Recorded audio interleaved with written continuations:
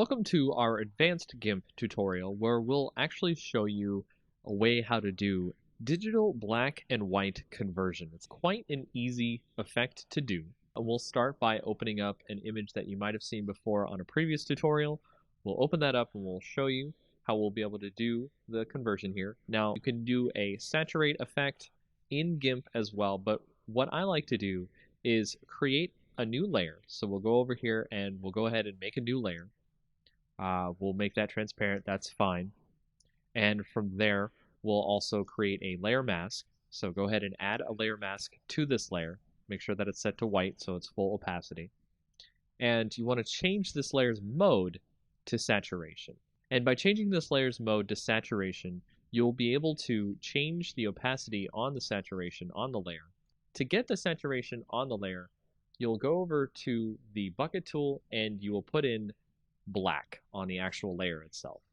And this will create desaturation of the layer, and you'll be able to see the entire layer is in black and white. Now, you can set the opacity on this so the effect is not that dramatic, so you can have some color, you can have less color, all the way up to 100%, so you can change this as you will, instead of just using the saturation effect, which will be one time only.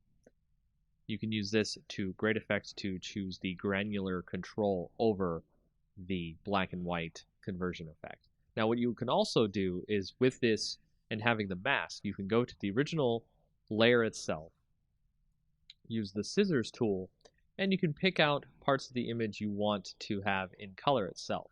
So if you see here, I have picked out some of the glasses to be in color, and the scissors tool is one of the best tools for this as it tries to find the edges of the glasses on our background layer here.